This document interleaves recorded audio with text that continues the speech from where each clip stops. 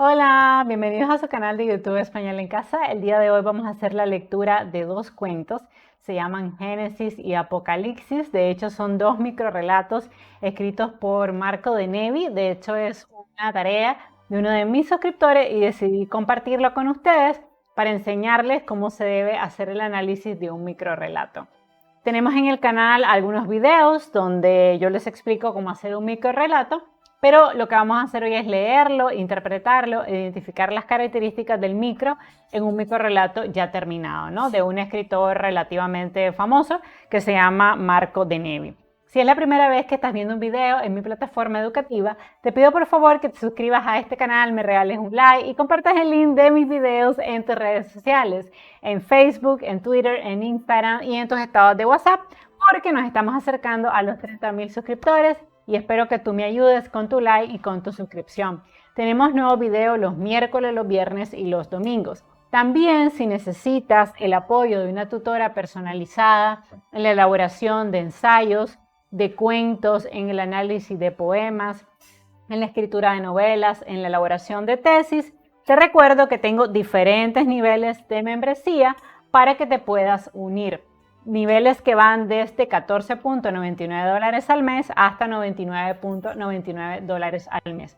Obviamente eso dependerá de tus necesidades, dependerá del pensum de la asignatura y es importante que te unas a mi canal y luego me envíes un correo explicando cuáles son los temas que deseas reforzar conmigo. Puede ser cualquier tema de literatura, la elaboración de un ensayo a partir de la lectura de un libro, puede ser analizar una obra del siglo de oro español, analizar un poema, por ejemplo, de Federico García Lorca, de Sor Juana Inés de la Cruz, de Lope de Vega, encontrar las figuras retóricas, la rima, la métrica. ¿Ok? Podría ser esta tarea, analizar un microrelato y entender qué es lo que se oculta detrás del micro.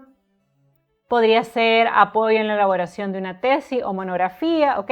Cualquiera de esos temas pueden ustedes aprender conmigo y recuerden que lo único que tienen que hacer es pedir ayuda. Agradezco también a todas las personas que son parte de mi programa de membresías. Recuerden que pueden donar a este canal desde $2.49 al mes y esto me apoya muchísimo en la elaboración de contenido educativo completamente gratis para todas las personas que no pueden pagar tutores. Y los que sí pueden, ¿okay? Que necesitan la ayuda, pues te diré que no tienes que sufrir. Si estás tomando un curso de literatura y este se ha vuelto sumamente difícil, sumamente pesado, un curso de teatro y se te está dificultando salir bien en las asignaciones, pues para de sufrir y contacta mi servicio. Ok, vamos a empezar un poco hablando brevemente del autor de este cuento que se llaman Génesis y Apocalipsis.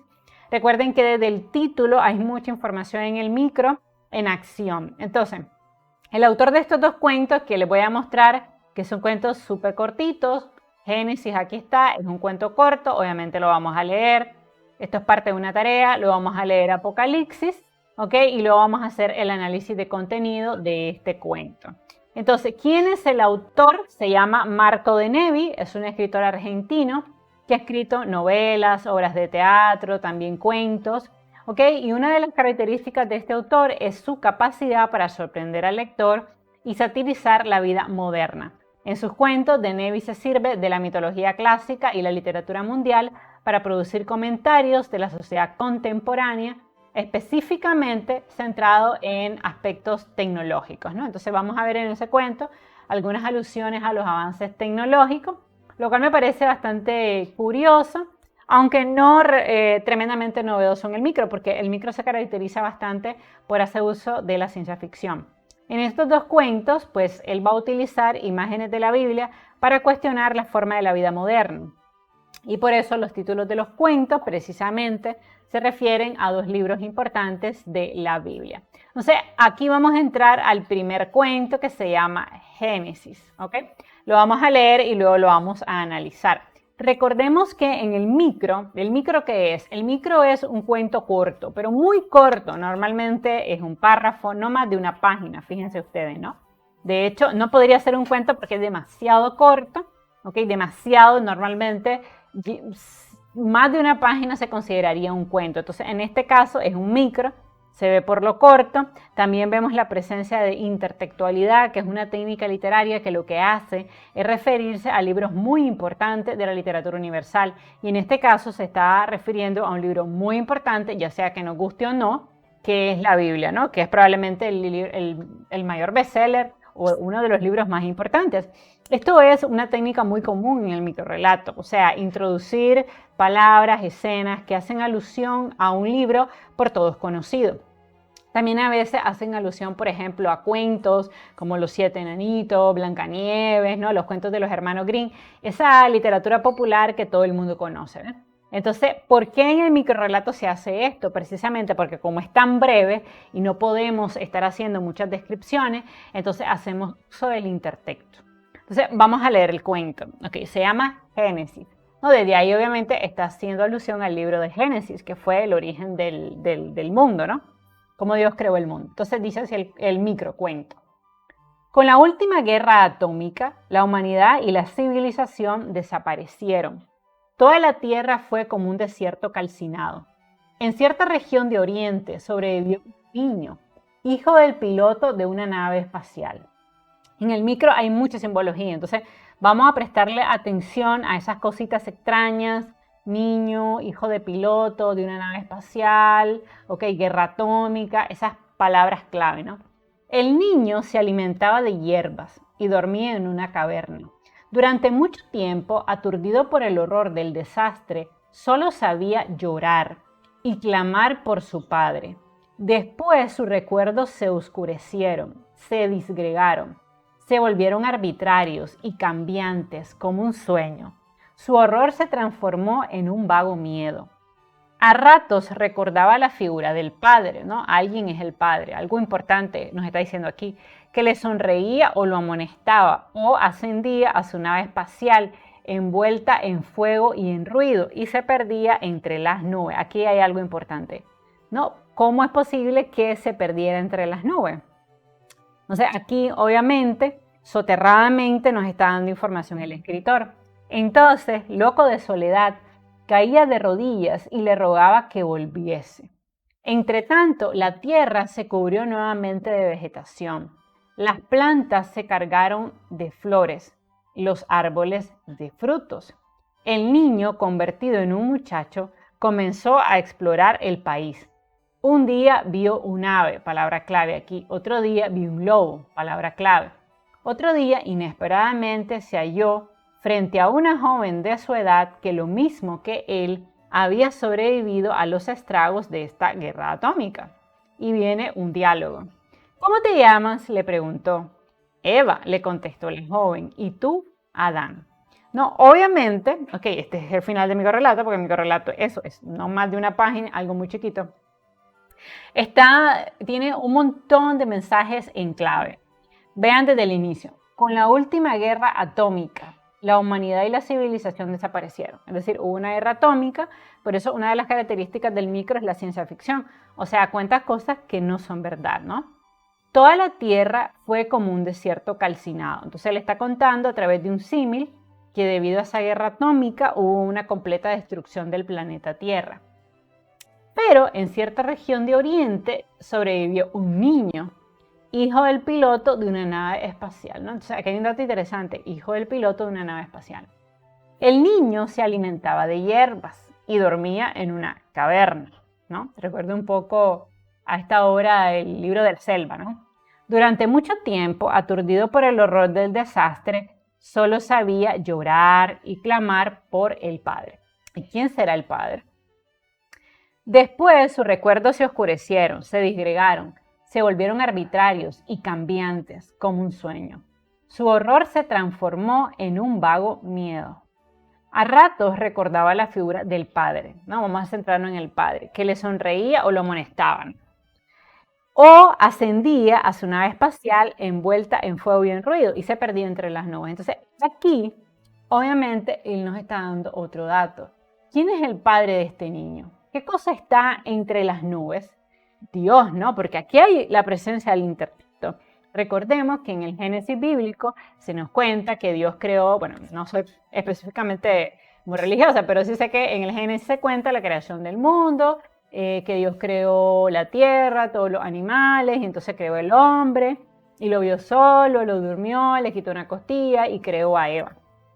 Entonces hay obviamente una gran similitud entre ese Génesis y este Génesis, ¿no? Es la creación del mundo.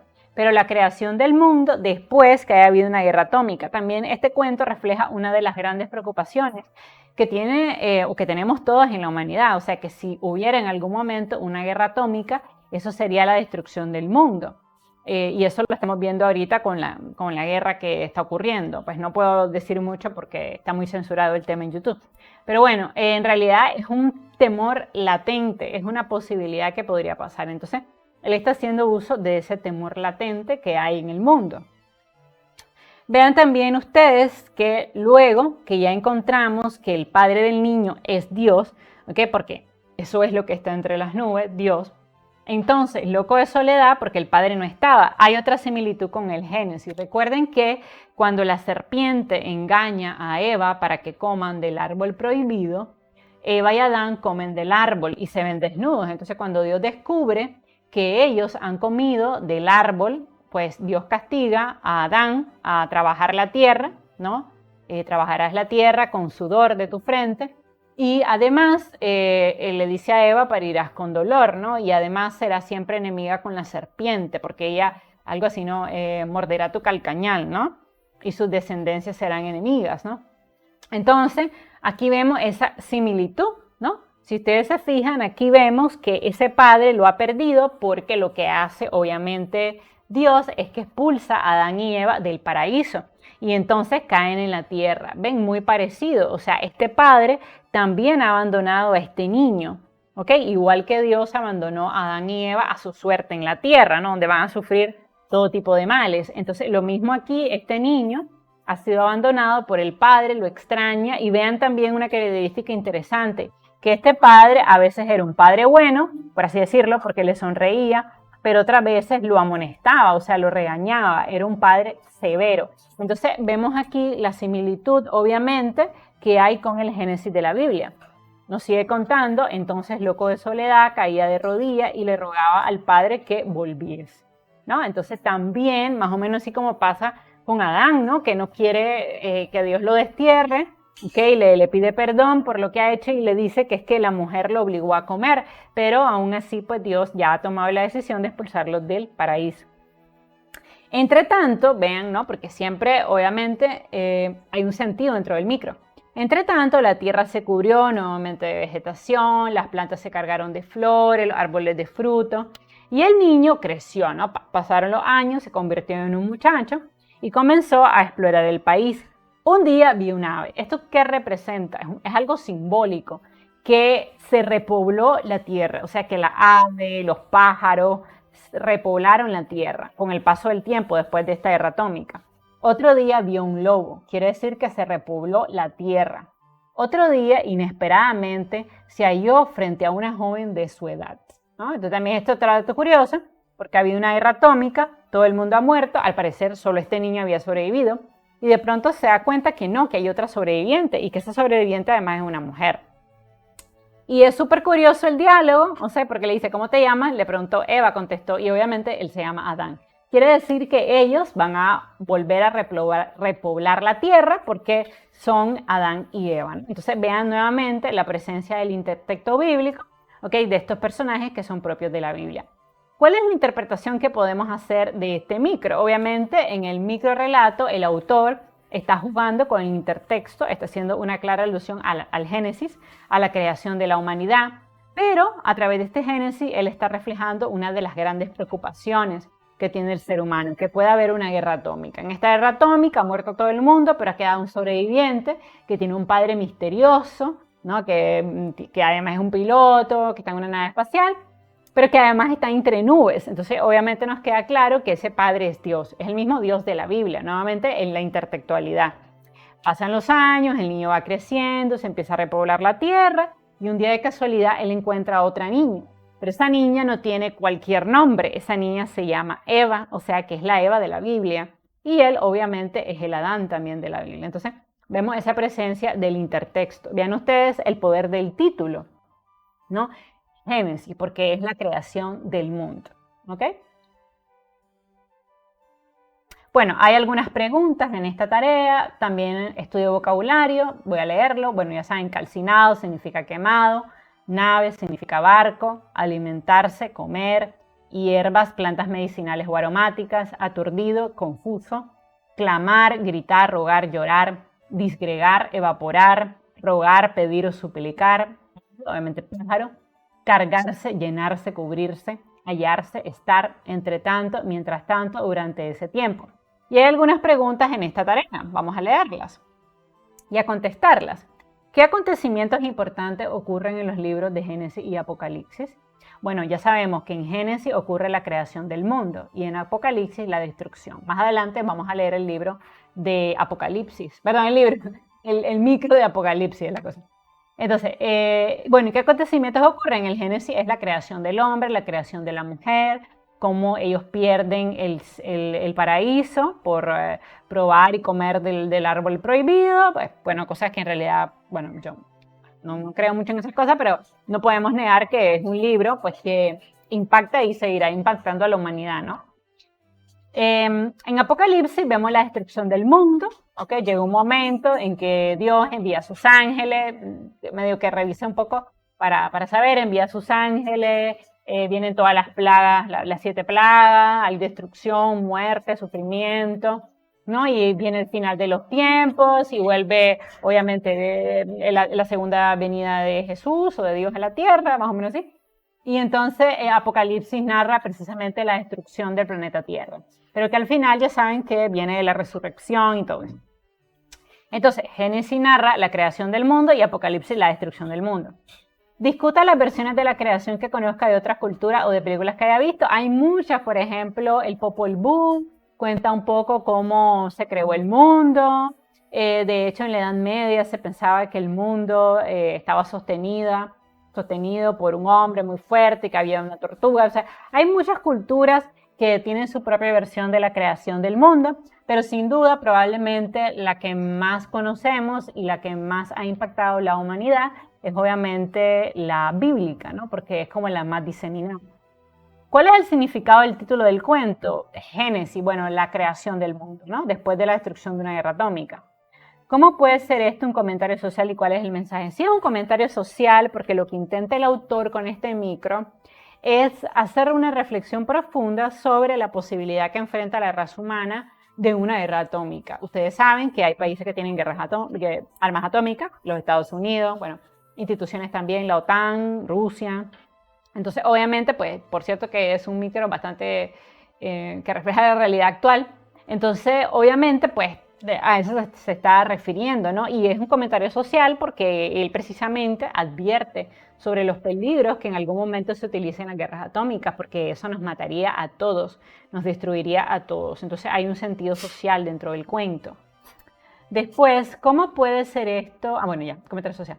¿Estás de acuerdo con el mensaje? Sí, bueno, sí, la guerra atómica es una posibilidad. De hecho, sabemos que si en algún momento ocurriera, eso significaría la destrucción prácticamente de toda la raza humana. Entonces, pues sí, es una posibilidad y él se está centrando en esta posibilidad para crear esta historia, que aunque tiene mucho de ciencia ficción, también tiene mucho de verdad, ¿no? De realidad. ¿Cuáles son las etapas emocionales por las que pasa el niño? Son interesantes aquí. Vean ustedes que primero estaba aturdido por el horror del desastre, estaba como en shock, luego lloraba, luego clamaba por el padre, luego fue olvidando lo que había pasado, ¿no? Porque dice sus recuerdos se disgregaron, se volvieron arbitrarios y cambiantes y su horror se transformó en un vago miedo. Y a ratos recordaba la figura del padre. Entonces nos está contando todas esas fases del duelo por la que pasó el niño, el horror, el llanto, clamar por el padre y posteriormente llega el olvido y un cierto sentido de miedo. ¿No? Esas son todas las fases del duelo, de la pérdida, básicamente.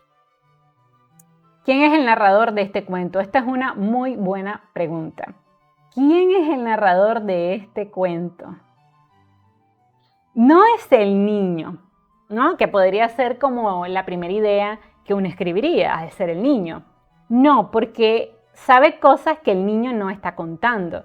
Vean ustedes aquí que con la última guerra atómica la humanidad y la civilización desaparecieron. Nunca está contándolo en primera persona. Yo era un niño en ese momento, hijo de piloto de una nave espacial, yo me alimentaba de hierba. Entonces quiere decir que este cuento no está contada por el niño, al menos no al inicio. No pienso que esté contado por este niño. Luego dice, pero hay algo interesante, ¿cómo te llamas? Le preguntó. Entonces, aquí hay un diálogo, pero vean que ese diálogo no está en primera persona, no dice, ¿cómo te llamas? Yo le pregunté. Entonces, queda claro que el niño y la niña que aparece no son los protagonistas del cuento. Entonces, ¿quién será el protagonista del cuento?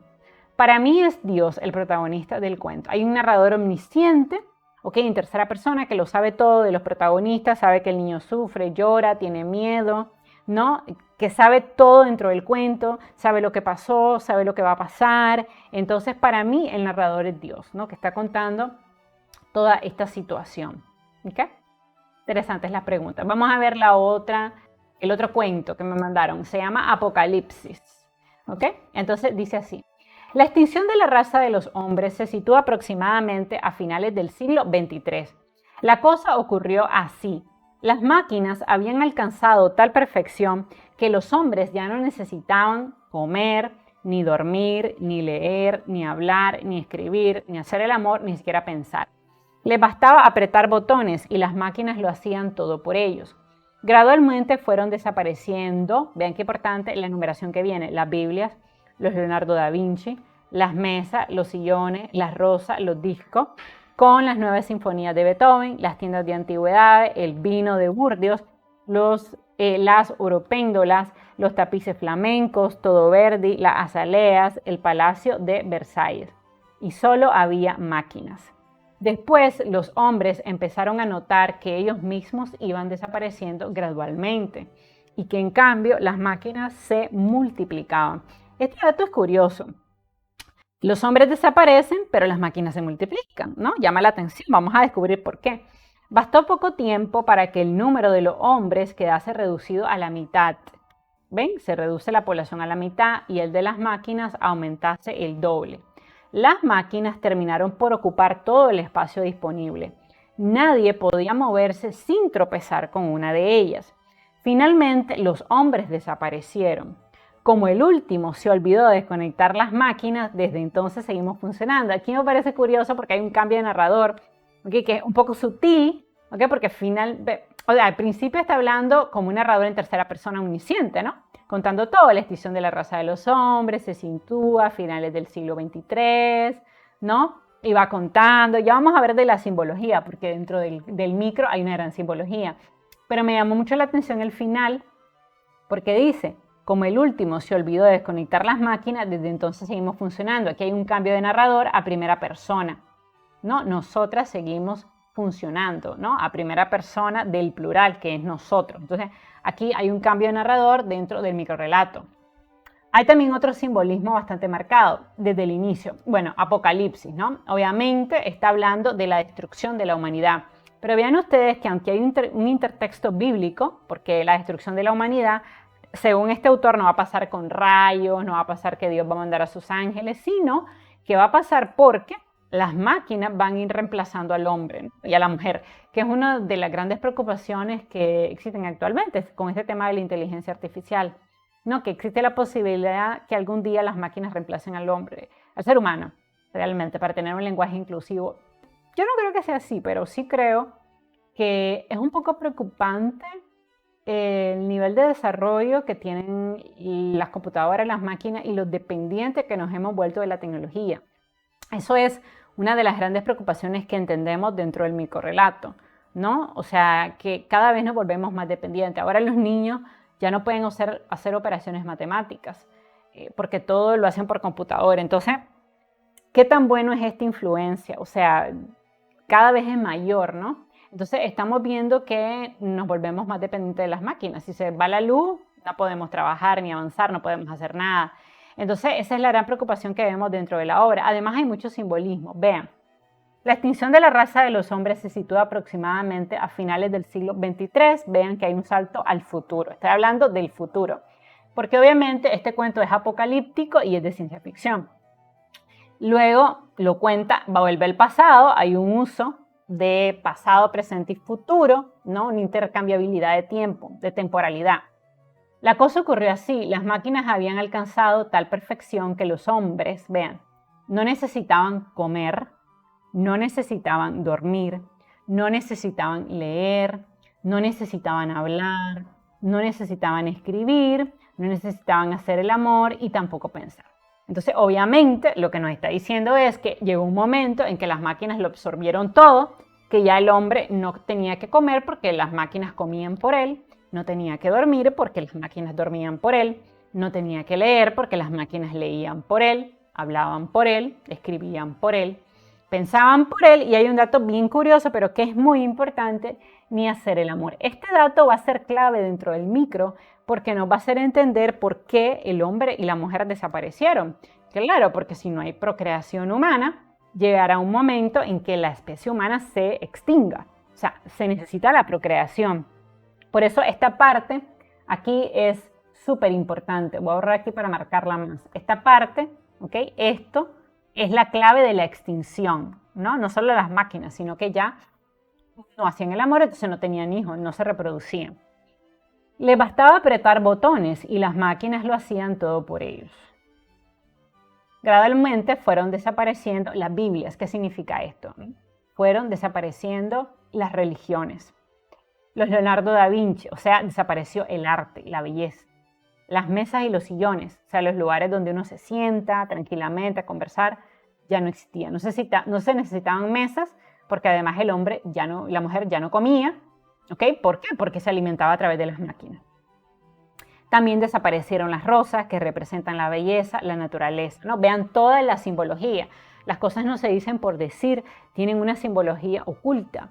También desaparecieron los discos con las 9 sinfonías de Beethoven. Es decir, desapareció la belleza, la música clásica en particular. Las tiendas de antigüedades, donde las personas aprecian las obras de arte, que ya eso no existía. También desapareció el vino, porque ya nadie tomaba vino, ya nadie disfrutaba de las cosas pequeñas de la vida, eso intenta decir el autor. Los oropéndolas, tampoco los tapices flamencos, todo verde y las azaleas, el Palacio de Versalles. O sea, todo lo que representa la belleza, todo lo que representa la cultura, la escultura, la pintura, la literatura, las creencias, ¿okay? La imaginación, todo eso fue desapareciendo. Por eso cada palabra es clave para entender la destrucción de la humanidad. Entonces dice, solo había máquinas. Después los hombres empezaron a notar que ellos mismos, después que desapareció todo, la belleza, los cuadros, la música, notaron que ellos mismos iban desapareciendo y que en cambio las máquinas se multiplicaban, es decir, había menos seres humanos y más máquinas. Bastó por tanto poco tiempo para que el número de los hombres quedase reducido a la mitad, obviamente porque al no hacer el amor, o sea, al no reproducirse, cada vez había menos seres humanos y en cambio las máquinas aumentaban. Al final las máquinas terminaron por ocupar todo el espacio disponible. Obviamente esto es una hipérbole, una exageración. Obviamente no debe haber sido así, ¿ok? Pero lo que intenta decir es que las máquinas poblaron el mundo, ¿no? Así como los hombres y las mujeres poblan la tierra, las máquinas pues terminaron de poblar el mundo. Nadie podía moverse sin tropezar con una de ellas. Finalmente los hombres desaparecieron, claro. O sea, si cada vez hay menos parejas, menos hijos, y eso sigue exponencialmente, llegará un momento en que la raza humana va a desaparecer. Sin embargo, no las máquinas. Y aquí me parece súper creativa el final, la manera en que resuelve el gran problema. Porque si no hay hombres y mujeres que programen estas máquinas, ¿cómo pueden seguir existiendo? Y entonces aquí, con este cambio de narrador, él lo explica. Como el último se olvidó de desconectar las máquinas, desde entonces seguimos funcionando, ¿no? O sea que esta es la destrucción del ser humano y la presencia de las máquinas para siempre, ¿no? Bueno, obviamente que hay algunos aspectos que nos tendríamos que preguntar, ¿no? ¿Qué pasa si se actualiza algún sistema, ¿no? Y las máquinas, pues, obviamente necesitan a alguien, algún ingeniero informático, alguien que las revise, ¿no? Pero bueno, y esos son ya aspectos como muy en detalle, pero sí creo que el micro queda súper claro. También hay algunas preguntas, ¿ok? Hay también un análisis de vocabulario de palabras difíciles, pero que no son tan. Bastar, puede ser suficiente.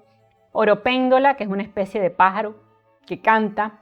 Verdi, que es un compositor italiano de ópera. Tropezar o chocar. Y los Leonardo da Vinci, que son las obras de Leonardo da Vinci. También en torno al análisis del cuento hay algunas preguntas guía. Primero, ¿cuál es el significado del título de este cuento? Explícalo. Obviamente se llama Apocalipsis porque está hablando de la destrucción de la humanidad.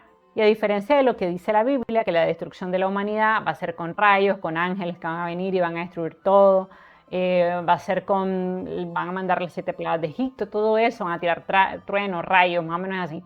En el cuento, aunque él está haciendo uso del intertexto, para él esta destrucción del mundo no va a ser así, sino que va a ser ocasionada por las máquinas. ¿Cómo puede ser esto un comentario social? Sí, es un comentario social de preocupación. O sea, ¿hasta qué punto el ser humano está haciendo bien en ser dependiente de las máquinas? ¿Hasta qué punto vamos a llegar, ¿no? Va a haber un momento en que en realidad prácticamente no va a haber relaciones interpersonales, los mundos cada vez van a pasar a través de la pantalla del ordenador, de los celulares. Yo creo que es una preocupación genuina, ¿no? Es algo realmente que podría pasar, ¿no? Y por eso es un comentario social, porque él está reflejando esa preocupación que tienen muchos intelectuales, muchos escritores, en torno a qué va a pasar si cada vez nos hacemos más y más dependientes de las máquinas. O sea, hasta qué punto vamos a llegar, ¿no? ¿Estás de acuerdo con el mensaje? Explica tus ideas.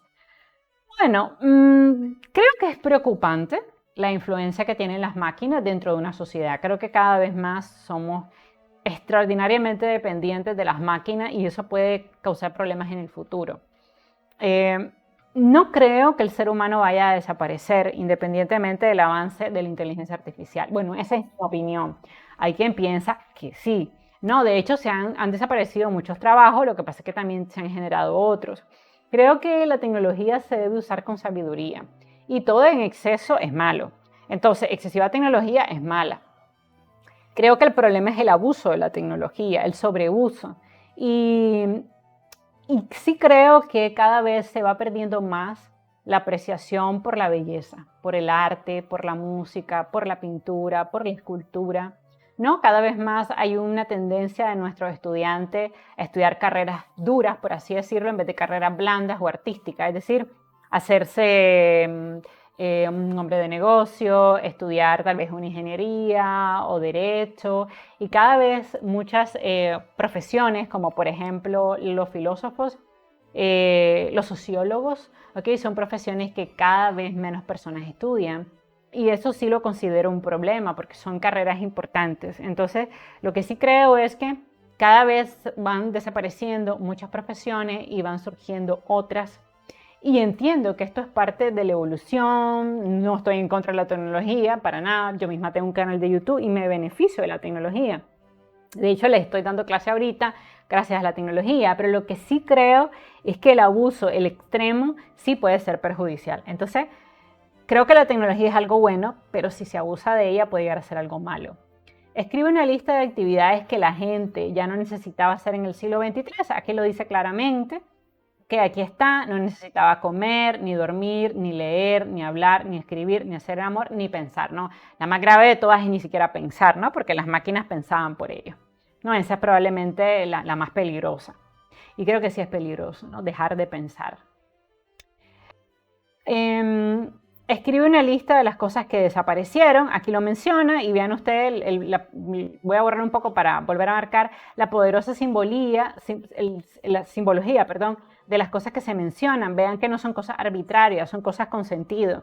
Es decir, desaparecieron las Biblias, o sea, las máquinas no creen en nada, entonces desaparecieron las religiones. Desaparecieron los Leonardo da Vinci, o sea, desaparecieron los cuadros, la belleza, las mesas y los sillones, ¿no? Porque ya el hombre no necesitaba comer ni tomar, las máquinas lo hacían por ellos. Desaparecieron las rosas que representan la naturaleza, los discos que representan la música, las tiendas de antigüedades que representan la apreciación artística, el vino, ¿no? Que representa beber cosas, porque decía ahí ya no tenían ni que comer, ni que leer, ni que dormir, ¿no? Después menciona las oropéndolas, ¿no? También desaparecieron, los tapices, ¿no? Todo lo que representa la belleza dentro de una sociedad. Todo Verdi, ¿no? Un compositor, la Azalea, el Palacio de Versalles, ¿no? Que podemos visitar para ver todas las expresiones artísticas de la humanidad. Entonces, es claro que él, a través de estas palabras, a través de estas palabras clave, él está haciendo alusión a conceptos mucho más amplios. Esto es una característica del micro, o sea, en vez de explicarlo, desapareció la música, el arte, la apreciación de los cuadros, ¿no? Se utilizan normalmente estas palabras que son clave para darnos esta información. ¿Qué fue lo último que desapareció? El ser humano. Vean que no son las máquinas. Lo último que desapareció, aquí está, finalmente los hombres desaparecieron. Entonces, él está diciendo que las máquinas van a ser nuestra perdición y que vamos a desaparecer, ¿no? Eso es lo que dice el cuento. ¿Qué tienen estas cosas en común? Todas las cosas mencionadas, bueno, obviamente representan la belleza, representan esas cosas intangibles, esas cosas además que representan la imaginación, cosa que las máquinas no pueden hacer, aun cuando la inteligencia artificial ha avanzado mucho en lo personal. Yo creo que las máquinas tal vez algún día puedan escribir una novela, un cuento, pero yo creo que la creatividad, la imaginación, son cosas que las máquinas difícilmente pueden imitar. No digo que con los avances no haya algo cercano, pero no creo honestamente que las máquinas puedan ser Mozart, ni Beethoven, ni Vivaldi. No creo que ellos puedan escribir El Quijote de la Mancha, no lo creo. No creo que puedan escribir La Casa de Bernarda Alba o de Sangre. No creo tampoco que puedan escribir poemas como Francisco de Quevedo. De hecho, máquinas y páginas que pueden escribir poemas, ¿no? Tú le das información y él te hace un poema, pero es un poema sin creatividad, o sea, una cosa muy repetitiva. Entonces, creo yo que a eso se está refiriendo, ¿no? Estas cosas tienen en común la creatividad y la imaginación, cosa que las máquinas no pueden hacer. ¿Por qué crees que desaparecieron? Desaparecieron porque se dejaron de reproducir.